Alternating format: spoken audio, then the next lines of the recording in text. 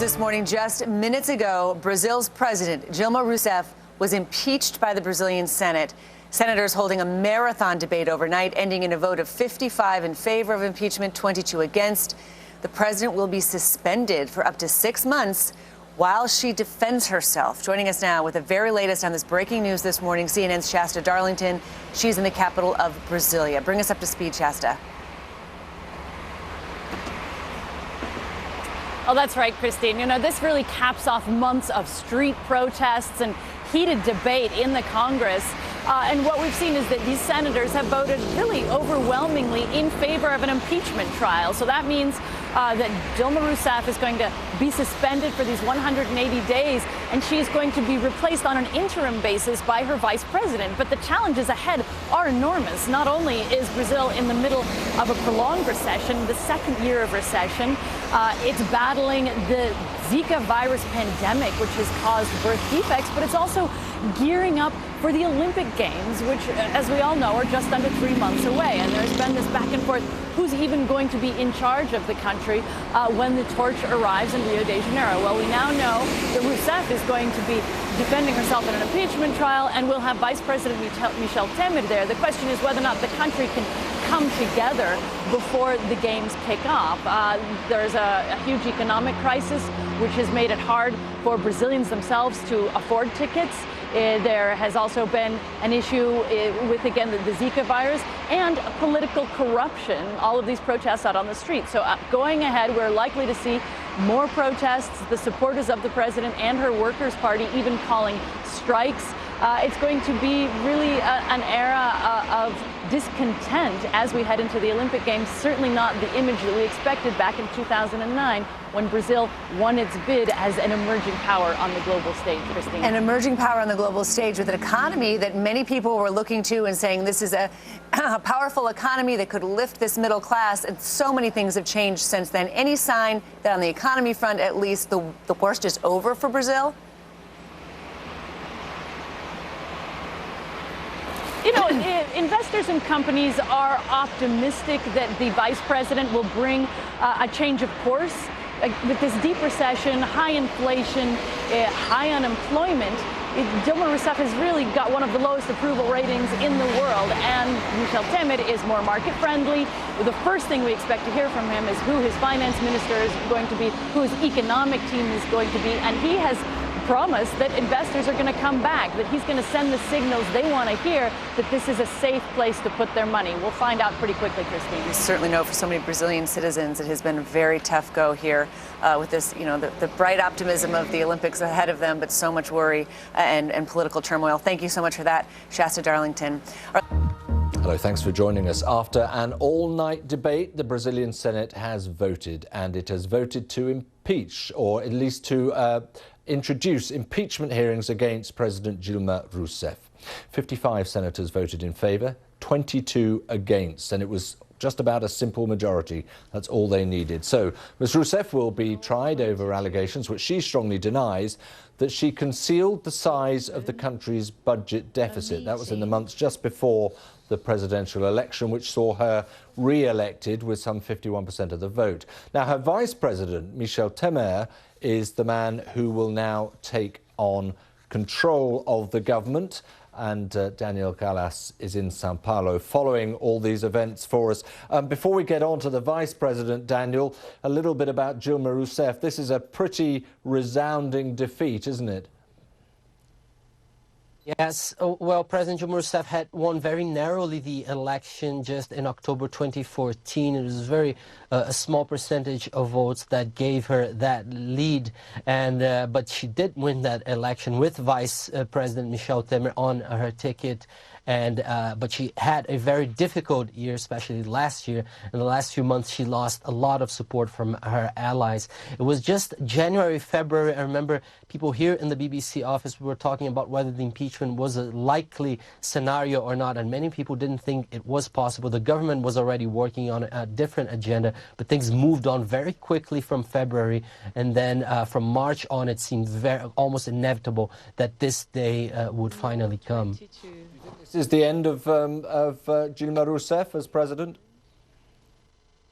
Not quite the end for her yet. We have to wait for the trial. Now, the people say that the trial would have to be held within 6 months, but most people want to see that happen before, because it is a lot of political instability, not knowing who will be the president by the end of the year. So she will be working on her trial, on her defense for the trial, which will be held in the very same Senate. An interesting thing about numbers is that 54 senators need to vote against her for her to be permanently impeached. And what we saw just a few minutes ago was that 55 senators voted today against her. It will be a different trial, but by the numbers that we saw today, she does not have support to stay in office. No, I'm sure she'll be doing her damnedest to try and win some of those people round nonetheless. Let me just ask you, you mentioned that Michel Temer and Dilma Rousseff were on a joint ticket after all, and the allegations against the president are for things that went on in the build-up to the last presidential election. So what is the degree of security of the vice president's position anyway? Well, first of all, we have to see what happens to some of the investigations relating his role. Michel Temer himself is not under investigation for any of the scandals, but the Dilma Rousseff Michel Temer ticket, for instance, is still going to be evaluated by an electoral court. That was one of the ways that the opposition tried to get Rousseff to step down. They wanted to say that her campaign received illegal donations. In that case, it wouldn't just be her that would have to step down, but also Vice President Michel Temer. A ruling on that will actually be decided just next year, not this year. So Michel Temer's own position is not very strong, and there's always the likelihood that Dilma Rousseff could win her trial and that he would have to step down. So he knows all that, and he knows that there's a small grace period in the Senate and in Congress where people will try to support him. So he knows that he has a lot of work to do in very limited time frame, from a point on that people might stop supporting him. OK, Daniel, thank you very much indeed. With me in the studio is Fernando Duarte from the BBC's Brazilian service. It seems extraordinary over, less than 2 decades, a monumental rise and catastrophic fall of the left, in a sense, within Brazil. That seems to be the picture we've got. Yes, it is very strange for the left to. I don't think even the worst nightmares they would see such a fall from grace. But let's also take a look at how Brazil in 25 years has managed to put 2 presidents into impeachment hearings or on the verge of being voted out of office by their own peers. That, in my opinion, says a lot about how Brazilian democracy is lacking maturity. If you think that the military government in 1985, we had our first free elections in 1989, and then all of a sudden 2 presidents are impeached in a quarter of a century. That is really, really kind of like astounding. For the left now, they have to lick their wounds and see what they can do, because it looks certain that even though this is a political judgment, they also lost a lot of support. President Rousseff was one of the least popular presidents in Brazilian history. Her popularity went to single digits a couple of months ago. So it isn't just a conspiracy, as the government would like to present, or a political coup. No, but interestingly, that is the phrase, precisely the phrase, of course, that the left use. This is a coup. This is a right-wing coup against us. And it's fair to say, isn't it, that in terms of the political makeup in Brazil, there is no love lost here, and there would be almost no point at which one side or the other wouldn't home in on an opportunity like this. Well, the government is saying that the technicality of her accusation, the impeachment is based on the fact she's accused of whitewashing government accounts ahead of her re-election, using loans from state banks. This is something that every other executive politician in Brazil did. There are 16 governors that could be impeached by the same thing. So the government has a strong case when they say, well, this is political, you're using a technicality, even though the impeachment is constitutional. As Daniel Gallas was saying before, the Supreme Court in Brazil didn't see anything, smelling rotten in the juridical point of view. But it's quite a polarized situation. Daniel was talking also about the tight majority. When you look that in America, for example, John Fitzgerald Kennedy beat Richard Nixon in 1960 with a tiny majority, and still could govern until his assassination.